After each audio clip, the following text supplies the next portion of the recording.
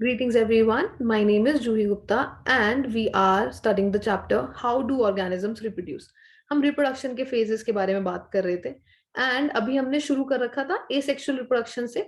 अभी उस term को हम दोबारा से समझेंगे that what is asexual reproduction, but as it is not that strictly a part of your syllabus, अभी तक हमने different modes पढ़े हैं reproduction के, which we started off with unicellular organisms. जिन ऑर्गेनिजम्स के केस में सिंगल सेल इन्वॉल्व होता है उनमें रिप्रोडक्शन कैसे होता है, फिर मल्टी पे गए थे.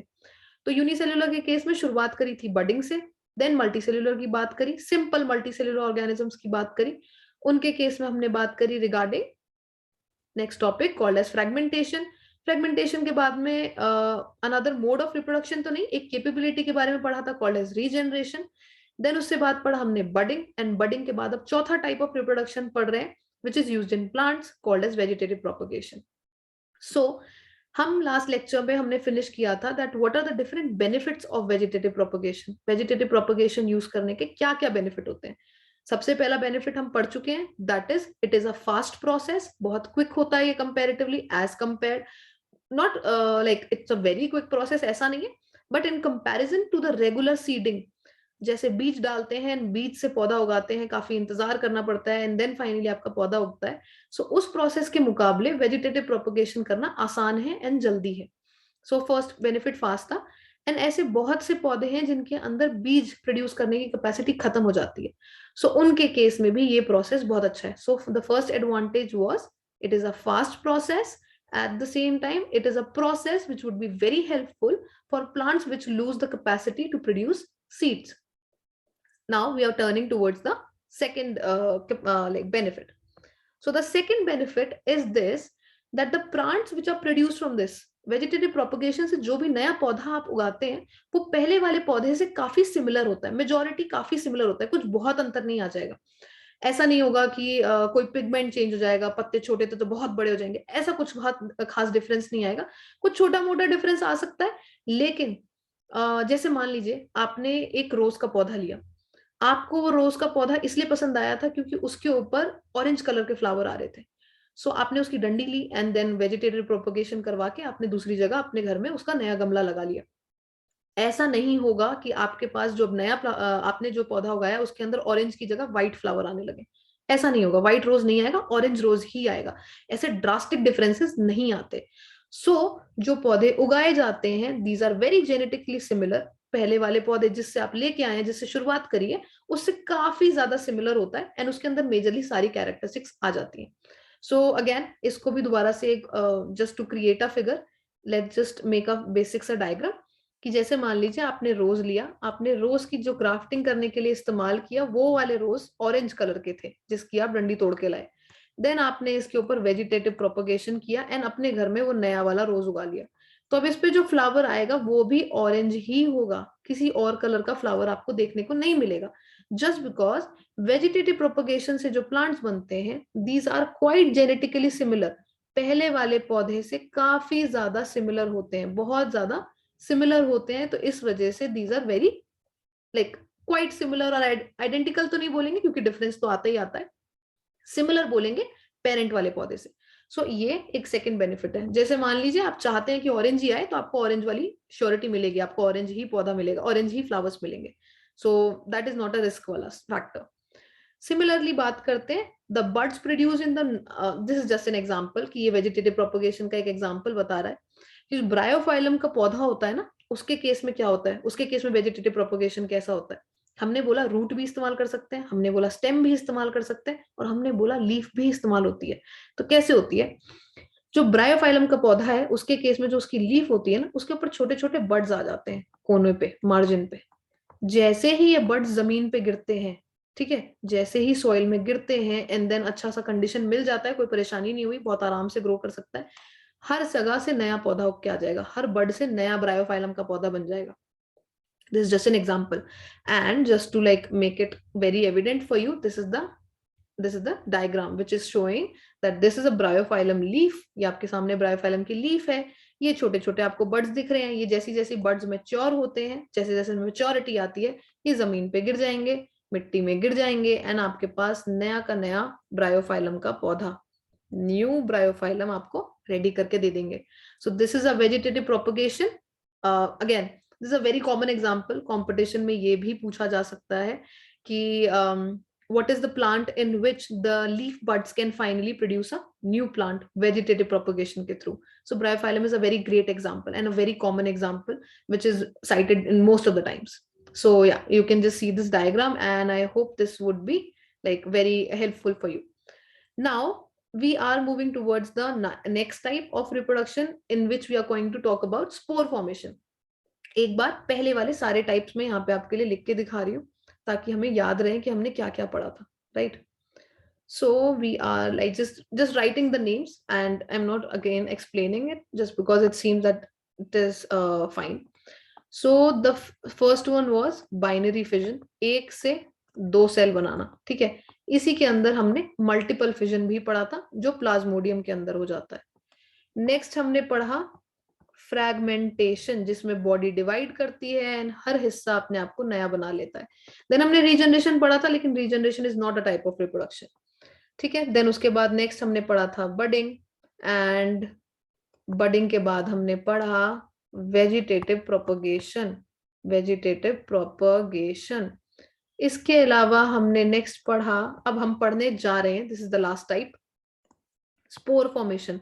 लास्ट टाइप किसके अंदर है? एसेक्सुअल रिप्रोडक्शन के अंदर। एसेक्सुअल रिप्रोडक्शन की टर्म को मैं अभी दोबारा से समझाऊंगी, it's not a part of syllabus but हम अपनी इंफॉर्मेशन के लिए समझ लेंगे। So we are going to talk about spore formation now. Exactly spore formation में क्या होता है उसके बारे में बात करते हैं पहले, एंड देन फिर डायग्राम देखेंगे, ठीक है? टॉपिक के अकॉर्डिंग चलेंगे, डायग्राम देखेंगे उसके बाद। अगेन मल्टीसेल्युलर ऑर्गेनिजम्स में होगा, लेकिन सिंपल वाले मल्टीसेल्युलर ऑर्गेनिजम्स में ऐसा देखा जाता है कि there are certain parts which are involve in reproduction. ऐसा भी देखा गया है, जैसे हमने बताया था कि बडिंग होती है, बड बनेगा एंड देन नया ऑर्गेनिज्म बन जाएगा। तो ऐसा भी है, जैसे हमने बताया कि एक सेल है जो रिप्रोडक्शन में इन्वॉल्व है, इसी तरीके से बॉडी के अंदर ऐसे पार्ट्स भी हैं जो आपको रिप्रोडक्शन करवाने में हेल्प करेंगे। जैसे हम बात कर रहे हैं स्पोर्स की, स्पोर्स क्या होते हैं? दीज आर द, जैसे अब एग्जाम्पल के लिए, मतलब जो हम पार्ट्स की बात करें, स्पोर्ट्स पे जाने से पहले एक छोटा सा एग्जाम्पल पढ़ेंगे। आपकी ब्रेड के ऊपर थ्रेड लाइक स्ट्रक्चर्स डेवलप हो जाते हैं, ठीक है? रेशे रेशे रेशे रेशे, जैसे मॉइस्ट में रख दीजिए ब्रेड, ब्रेड में फंगस नहीं लग जाती? वो भी तो एक तरीके से रिप्रोडक्शन ही हो रहा है। सो वो थ्रेड लाइक स्ट्रक्चर डेवलप करते हैं, पहले रेशे रेशे धागे जैसे स्ट्रक्चर्स डेवलप करते हैं आपकी ब्रेड पे। ये एग्जैक्टली होता क्या है? Hyphae, these are the hyphae, these structures are the structures for reproduction. ये आपकी रिप्रोडक्शन के स्ट्रक्चर्स हैं। इन थ्रेड लाइक स्ट्रक्चर्स को इस्तेमाल किया जाता है जिससे आपका ब्रेड मोल्ड, ब्रेड की फंगस बन जाती है। वो फंगस का नाम है राइजोपस। इस तरीके से वो ग्रो करती जाती है, पहले छोटे से हिस्से में हल्का हल्का सा फंगस लगेगी, फिर बड़ा होता जा रहा है, बड़ा होता जा रहा है, पूरी ब्रेड खराब होती जा रही है आपकी। तो ऑब्वियसली रिप्रोडक्शन ही तो कर रहा है, तभी तो सारे में फैलता जा रहा है। तो वो एग्जैक्टली क्या यूज कर रहा है? वो रेशे जैसे स्ट्रक्चर्स को यूज करता है। उन स्ट्रक्चर्स को बोलते हैं hyphae, as I am writing here again. So these are the structures called as hyphae, which are used in reproduction of like fungus called as bread mold, जिसको rhizopus बोलते हैं scientifically, ठीक है? Sorry, these are actually, मतलब these are not the reproductive parts. These are not exactly the reproductive parts. However, these are helpful in propagation.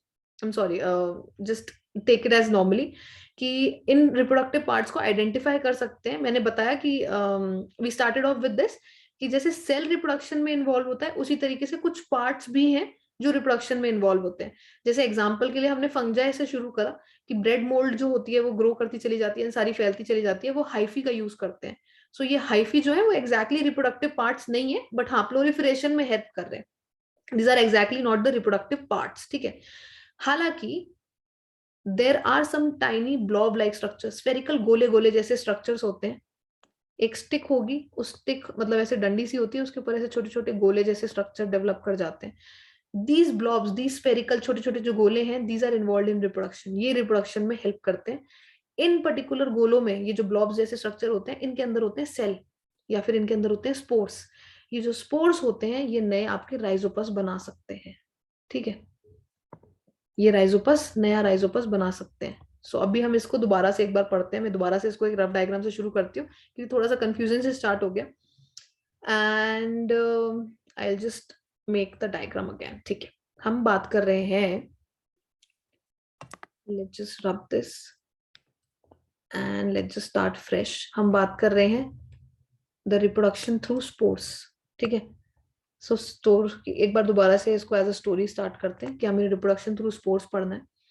हमने बात करा कि एक सेल होता है जो रिप्रोडक्शन में इन्वॉल्व होता है, ठीक है। ऐसे कुछ सेल्स होते हैं ऑर्गेनिजम्स के अंदर जो रिप्रोडक्शन करवाने में हेल्प करते हैं, स्पेसिफिक होते हैं, वही सेल काम करवा सकते हैं। इसी तरीके से ऐसे कुछ पार्ट्स होते हैं या फिर स्ट्रक्चर्स भी होते हैं जो रिप्रोडक्शन करवाने में हेल्प करते हैं। स्पोर्स उन्हीं स्ट्रक्चर्स का एग्जाम्पल है। अब हम बात कर रहे हैं राइजोपस की, राइजोपस की, ठीक है। राइजोपस के अंदर this is a bread mould, this is a fungi, ठीक है। ये एक फंगी है और इसको कॉमनली बोलते हैं ब्रेड मोल्ड। उसके अलावा इसका साइंटिफिक नेम हमने बता दिया, it's called as Rhizopus. Rhizopus के अंदर दो स्ट्रक्चर्स होते हैं, एक का नाम है हाइफी, एक का नाम है स्पोर्स, ठीक है। हाइफी होते हैं थ्रेड जैसे, रेशे जैसे स्ट्रक्चर्स, थ्रेड लाइक, ठीक है, रेशे जैसे। और स्पोर्स होते हैं ब्लॉब, मतलब छोटे छोटे गोले होते हैं, स्फेरिकल गोले होते हैं। इन ब्लॉब्स के अंदर स्पोर्स प्रेजेंट होते हैं या फिर सेल्स प्रेजेंट होते हैं, आप जैसे भी समझना चाहें इसको, सेल्स ही होते हैं स्पोर्स एग्जैक्टली। एंड ये ऐसे आपकी राइजोपस की ऐसे स्टिक जैसी होती है, उसके अंदर ये ब्लॉब्स प्रेजेंट होते हैं, इनके अंदर सेल्स प्रेजेंट होते हैं। ये जो सेल्स हैं, ये जो ब्लॉब्स हैं, इनके ऊपर एक थिक वॉल प्रेजेंट होती है। जब भी कंडीशन फेवरेबल नहीं होती ना, उस टाइम पे ये सेल मर ना जाए एंड रिप्रोडक्शन का ही पता लगा राइजोपस आगे बढ़ ही नहीं पाया, आगे और अपने ऑर्गेनिजम्स प्रोड्यूस ना कर पाया, सो ये परेशानी ना आए, तो इन सेल्स के ऊपर एक थिक लेयर प्रेजेंट होती है। एंड जब कंडीशन फेवरेबल होती है तो वो लेयर फट जाती है एंड आपके ये स्पोर्स, ये सेल्स बाहर रिलीज करवा दिए जाते हैं एंड इसकी वजह से आपका नया राइजोपस बन जाता है, ठीक है। This is how reproduction can take place in Rhizopus. तो ये जो स्पोर्स हैं, इन्हें बोलेंगे हम रिप्रोडक्टिव स्ट्रक्चर्स, ये रिप्रोडक्शन करने के काम आते हैं। So these are called as reproductive structures. While जो हाइफे है, it's just a thread like structure, रेशे जैसा स्ट्रक्चर है जो हाइफे में प्रेजेंट होता है। जो आपने कभी भी एक सड़ी हुई ब्रेड मोल्ड पे जिसपे फंगस लग जाती है, ब्रेड मोल्ड जो होता है, ब्रेड मोल्ड लग जाती है जिस ब्रेड पे, उसमें ऐसे रेशे जैसे स्ट्रक्चर्स आपको दिखेंगे, लेकिन ये रिप्रोडक्शन करने में हेल्प नहीं करते हैं, ठीक है। These are just basic structures, ये रिप्रोडक्शन करने में हेल्प नहीं करते हैं। थ्रेड जैसे होते हैं, रेशे जैसे, लेकिन ये जो ब्लॉब है, ये स्टिक पे आते हैं एंड इसके अंदर सेल्स प्रेजेंट होते हैं, और जैसे ही वो सेल्स रिलीज होंगे अपनी थिक वॉल को तोड़ के, तो हर कोई नया राइजोपस बना लेगा, नया ब्रेड मोल्ड बना लेगा। इस तरीके से आपकी ब्रेड पे फंगस जो है, आपकी ब्रेड मोल्ड बनती जाएगी और ये फंगस आपकी पूरी की पूरी ब्रेड पे फैलती जाएगी एंड आपकी ब्रेड स्टेल, खराब हो जाएगी, ठीक है। So this is what happens in case of Rhizopus. So this is called as reproduction through spores. And इसके बाद आप ये डायग्राम देखिए कि स्पोर फॉर्मेशन कैसे होता है in case of Rhizopus. As you can see here कि नॉर्मल मैंने जैसे बताया था कि ये वो स्टिक जैसा स्ट्रक्चर है, डंडी जैसा स्ट्रक्चर है, राइजोपस ऐसा दिखता है, इसमें स्टिक्स होती हैं एंड देन फाइनली ऊपर ब्लॉब जैसे स्ट्रक्चर होते हैं। यही तो है वो ब्लॉब जो हम कह रहे हैं कि छोटा गोला जैसा। तो ये ब्लॉब जैसा स्ट्रक्चर है, इसके अंदर ये आपको सेल्स दिख रहे हैं या फिर स्पोर्स दिख रहे हैं, आप जैसे देख सकते हो। जैसे ही कंडीशंस फेवरेबल होंगी, जैसे ही कंडीशन लायक है, ऐसा नहीं हो कि मैंने स्पोर्स रिलीज कर दिया मेरे सारे स्पोर्स मर जाएं, तो जैसे ही कंडीशन फेवरेबल होंगी ये स्पोर्स बाहर रिलीज कर दिए जाते हैं एंड ये स्पोर्स आपको नया राइजोपस दे देते हैं। सो इस तरीके से राइजोपस में रिप्रोडक्शन होता है। This is again another example. So हमने अपने पांचों टाइप पढ़ लिए and now we are going to see a video. But before that video, वो वीडियो सिर्फ आपका ये सारा रिप्रोडक्शन के जो हमने टाइप पढ़े उसको रिवाइज करवाएगा। But before we see that, हम इसके बाद नेक्स्ट टॉपिक शुरू करने वाले हैं कॉल्ड एज सेक्सुअल रिप्रोडक्शन, ठीक है। अब हम यहाँ पे दोनों टर्म्स एक बार डिस्कस कर लेते हैं, सेक्सुअल और एसेक्सुअल। जो अभी तक हमने पढ़े ना वो सारे एसेक्सुअल रिप्रोडक्शन के टाइप्स थे, अब हम सेक्सुअल पढ़ने वाले हैं। सेक्सुअल रिप्रोडक्शन वो जिसके अंदर दो सेक्स मतलब एक मेल और एक फीमेल इन्वॉल्व होता है नया जनरेशन को प्रोड्यूस करने के लिए। जैसे फूलों में ऐसे बहुत से हैं जिसमें फूल में मेल और फीमेल गैमीट दोनों चाहिए। गैमीट क्या होता है? रिप्रोडक्टिव सेल जो रिप्रोडक्शन करवाने में हेल्प करेगा। क्या लिप बोला मैंने? नया term called as gamete. Gamete क्या होता है? रिप्रोडक्टिव सेल, ठीक है। ये रिप्रोडक्शन करवाने में हेल्प करता है। सो जब दो रिप्रोडक्टिव सेल्स इन्वॉल्व है, एक मेल एक फीमेल, और इन दोनों को फ्यूज करना पड़ेगा एंड फ्यूज कर मतलब ये दोनों मिलेंगे एंड देन उसके बाद नया ऑफस्प्रिंग बनता है। तो इस वाले प्रोसेस को बोलते हैं सेक्सुअल रिप्रोडक्शन। सेक्सुअल जिसमें सेक्सुअल एक्टिविटी इन्वॉल्व है एंड देन आपकी चीजें फ्यूज होंगी एंड देन नया ऑफस्प्रिंग बनेगा, नया इंडिविजुअल बन पाएगा। बट अभी तक हम क्या पढ़ते आ रहे थे, एसेक्सुअल रिप्रोडक्शन, ठीक है, एसेक्सुअल रिप्रोडक्शन के टाइप्स पढ़ते आ रहे थे। एसेक्सुअल जिसमें ऐसे मेल और फीमेल अलग अलग नहीं चाहिए, एक पेरेंट से काम बन जाएगा, सिंगल पेरेंट इज इनफ, ठीक है। और मेजर में ऐसा कोई गैमीट भी प्रोड्यूस नहीं होता है, इनके केस में ऐसा कोई गैमीट भी प्रोड्यूस नहीं होता, कोई रिप्रोडक्टिव सेल खासा प्रोड्यूस नहीं होता, किसी किसी केस में एक्सेप्शन भी मिलेगी, बट मेजर आप ये समझिए इसमें कोई फ्यूजन नहीं होता है। सेक्सुअल वाले केस में एक ही पेरेंट है, नया ऑर्गेनिज्म बना देगा। जैसे अब याद करिए जो हमने टाइप्स पढ़े हैं, हमने पढ़ा था हाइड्रा, हाइड्रा के अंदर बडिंग हुई, नॉर्मल सेल डिवीजन होके बड बन गया बॉडी के ऊपर, और वो बड बनता चला गया एंड बड़ा होकर अलग हो गया पेरेंट से। दो पेरेंट थे, मेल और फीमेल थे नहीं, सिंगल पेरेंट था, एक ही पेरेंट रहेगा तो एसेक्सुअल। दो पेरेंट रहे और दो तरीके के सेल आपस में फ्यूज करेंगे एंड देन फाइनली बच्चा बनेगा, that is called as sexual, ठीक है। सो एसेक्सुअल सेक्सुअल के अंदर मेजर डिफरेंस यही है, एसेक्सुअल में सिंगल पेरेंट, सेक्सुअल में डबल पेरेंट्स। सो इस तरीके से this is what it is different.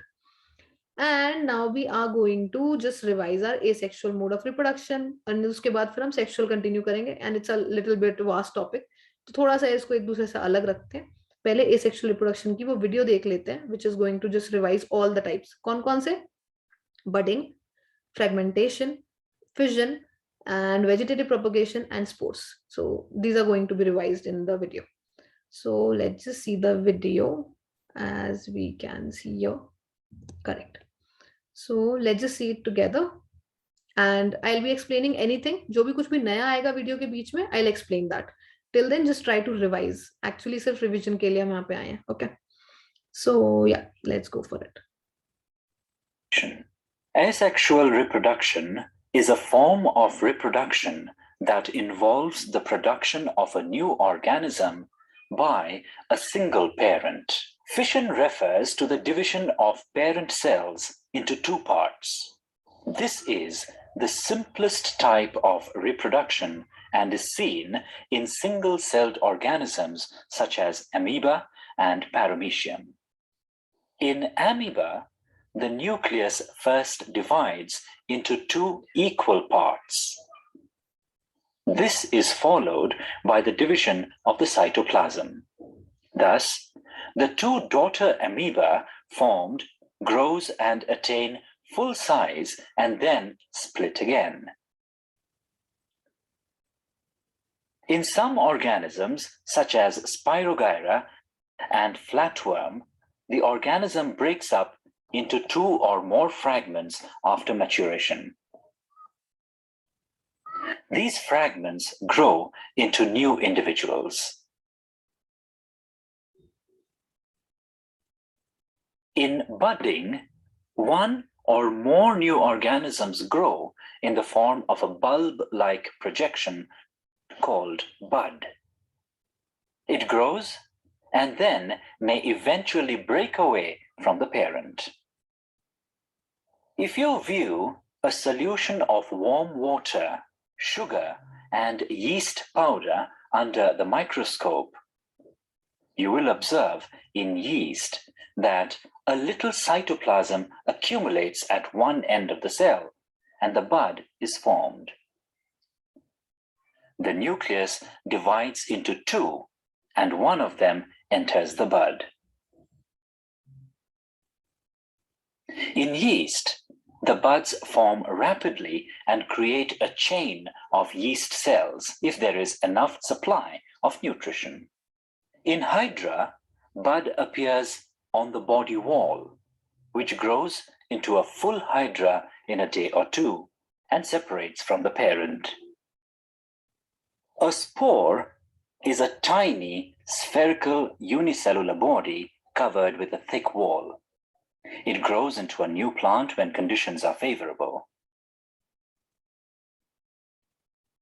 Bread mold that can often be seen growing on moist, stale bread grows when spores settle on the bread. In the regeneration mode of reproduction, an entire new organism can grow from some pieces or cells of the parent organism. A flatworm can be cut into many pieces, and each piece will grow into a complete new flatworm. This is correct and this is very right, but just remember that regeneration is not a mode of reproduction. It is a capability that can be used for reproduction. Accidental cut लगेगा तभी organism नए organism बनाएगा, लेकिन इस पे depend नहीं कर सकते reproduction के लिए. This is a good capability, but not exactly reproduction method. Vegetative reproduction refers to the production of new plants from parts of the mother plant, such as roots, stems, or leaves, without help of any reproductive organ. Potato. There are several buds present on the surface of a potato called eye. A piece of potato with at least one eye on its surface is planted in the soil to develop a new plant. Ginger. In ginger, new plants are produced by some parts of underground stems. Onion. In onion, new plants are produced from the bulb, which is an underground stem with thick leaves. ये different examples बता रहा है कि कौन से में कौन सा हिस्सा यूज करके वेजिटेटिव प्रोपगेशन करवाया जा सकता है. जैसे अभी आपको अनियन में बताया कि अंडरग्राउंड बल्ब को यूज करते हैं, which is a modified stem. So एक तरीके से स्टेम का यूज किया नया अनियन उगाने के लिए, बट एग्जैक्टली द स्ट्रक्चर का नाम is bulb. Strawberry. In plants like strawberry, the shoots with the buds bent towards moist land and grows into a new plant. Bryophyllum. The plant of Bryophyllum this is a very common example. हर बार इसका नाम आएगा क्योंकि इसके birds से development होती है नए प्लांट की, and this is an interesting one. So yeah, always remember this term Bryophyllum, and I'm trying to make you see many videos. I'm trying to involve you into all this to create memories of such figures. So yeah, keep watching. Produce with the help of its leaves. A Bryophyllum leaf contains various buds on its margin. When these buds fall on moist soil, they give rise to new plants. Several artificial methods are developed for vegetative reproduction, which are commonly used to grow many plants from one plant. This is referred to as artificial propagation. Some of these methods include grafting, cutting, layering, and tissue culture. So this is going to now explain the different methods. ये artificial propagation इसलिए करा जाता है just because हम artificial अपनी तरफ से कुछ चीजें करते हैं पौधे के अंदर and then उससे नए पौधे उगाते हैं. So ये vegetative propagation में ही artificial propagation एक की techniques हैं जो use होती हैं. So अभी कुछ techniques explain कर रहा है, and जो हमने terms लिए थे जैसे layering, grafting, ये वो बताएगा. Grafting, a twig of one plant called scion, is kept over the cut stem of another plant called the stalk. Then they are tied up together. The tissue of the scion and stalk combine to form a new plant. This method helps in developing a high-yielding and disease-resistant species of plants. In cutting, a healthy तो आपने notice किया grafting के case में exactly क्या कर रहे हैं, एक अलग तरीके के स्टेम के ऊपर दूसरे अलग पौधे की स्टेम को जोड़ते हैं, जिसकी वजह से कोशिश करते हैं कि अब की बार जो नया पौधा बनेगा उसकी यील्ड बहुत अच्छी होगी, उसका डिजीज रेजिस्टेंस वगैरह बहुत अच्छा होगा. कोशिश कर रहे हैं कि उसके अंदर एक्स्ट्रा बेनिफिट्स आ जाए, इसलिए दो अलग जगह से स्टेम लाके उन्हें जोड़ देते हैं. Young branch or stem of the plant having buds is cut off and planted in moist soil. The cutting develops roots and grows into a new plant.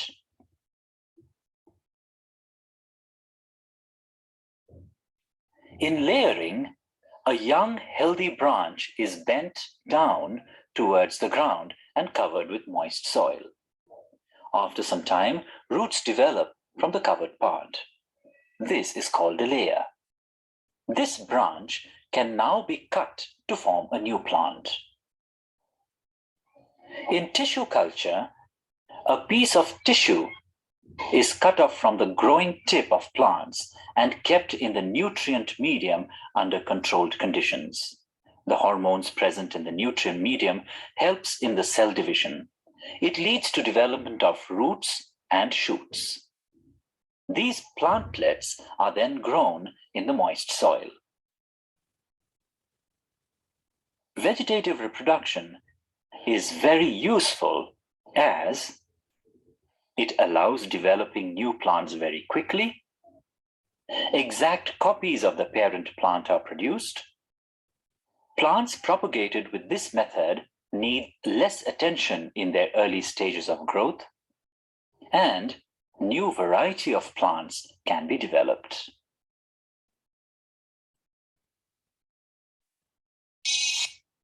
So आपने benefits भी देख लिए. अब let's just go back to our notes. Okay. So अभी sexual mode पे शुरू नहीं करेंगे. Let's just revise certain sections and then अभी फिलहाल के लिए एसेक्सुअल मोड ऑफ रिप्रोडक्शन को यहीं फिनिश करेंगे. आखिरी में अगर वीडियो ध्यान से देखी है तो उसके अंदर वो बेनिफिट्स के बारे में बात कर रहा था. बेनिफिट्स के क्या क्या थे वेजिटेटिव प्रोपगेशन के, जिस that also includes artificial propagation. So benefit में सबसे पहला बताया फास्ट है, जो हमने भी बताया था, एज वेल एज सीडलेस वाला एक एक्स्ट्रा जो हम बता चुके थे कि सीडलेस प्लांट्स के केस में ज्यादा फायदेमंद है.